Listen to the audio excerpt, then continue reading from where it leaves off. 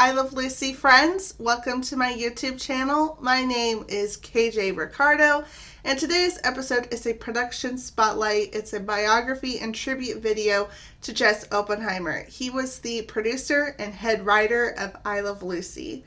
Today, November 11th, is his birthday, so I thought we could do a biography and tribute video to him. Let's learn more about his career. So he was born on November 11th, 1913 in San Francisco, California, and he passed away on December 27th, 1988.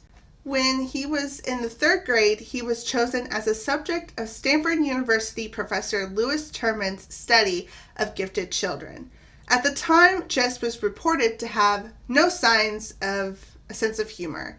Well, I guess we could all agree that they were very wrong about Jess Oppenheimer. He had a great sense of humor.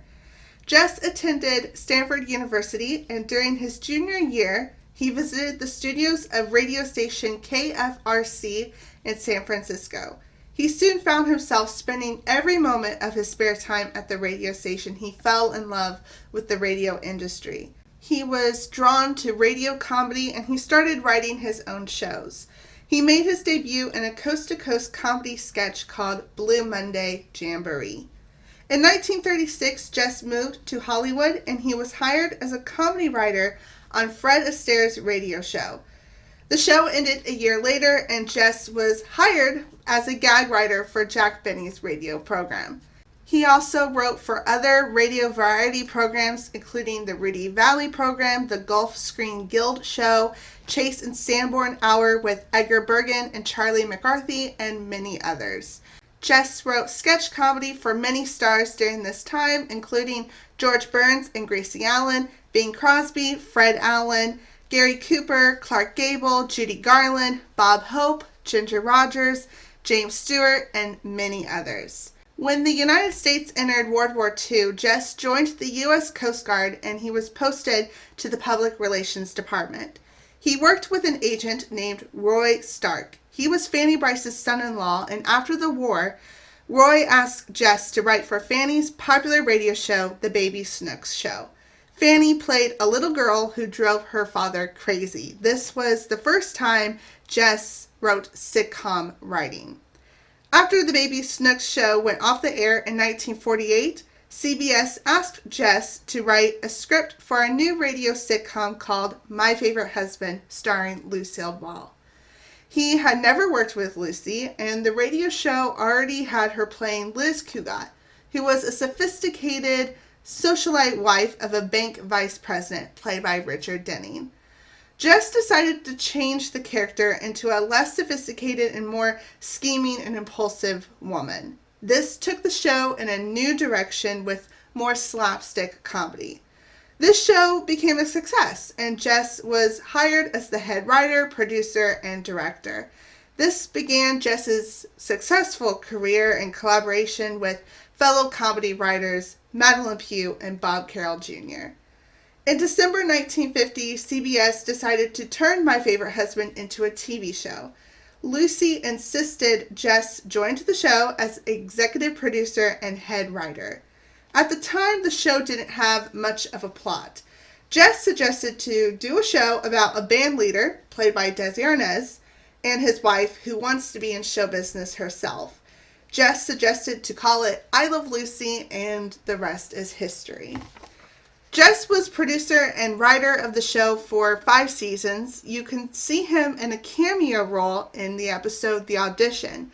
He plays one of the 3 unimpressed TV executives. He's also briefly seen in The Tour as an extra who walks in front of the Hollywood tour bus. Jess's voice is heard in Lucy Does a TV Commercial as a sound man who tells Lucy to go ahead with her commercial. Jess eventually left I Love Lucy and CBS itself after the show's 5th season to be an executive at NBC. He produced a series of shows there called General Motors' 50th Anniversary Show, Ford Star Time, The 10 Commandments, and the 1959 Emmy Awards. Jess also created and produced 3 other sitcoms, Angel, Glennis, and The Debbie Reynolds Show. His other TV credits include the U.S. Steel Hour, Bob Hope Presents the Chrysler Theater, and he wrote, produced, and directed the 1967-68 season of Get Smart. Jess reunited with Lucille Ball in 1962 when he produced The Danny Kaye Show with Lucille Ball, and he was the executive producer of the Lucille Ball Comedy Hour. During his career, Jess received 2 Emmy Awards, and overall, he was very highly respected in the radio and TV industry.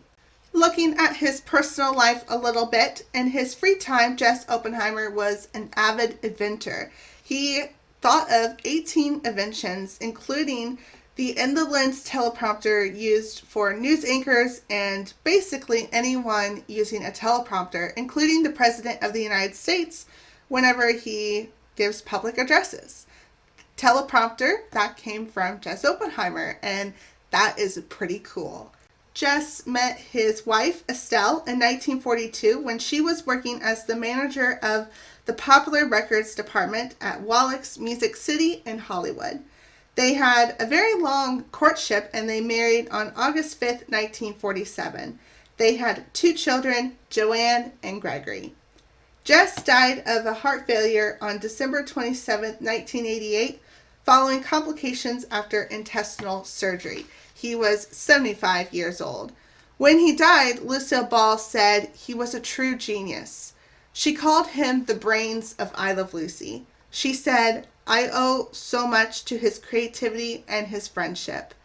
I Love Lucy director William Usher also said, "Jess was the creative force behind the Lucy Show.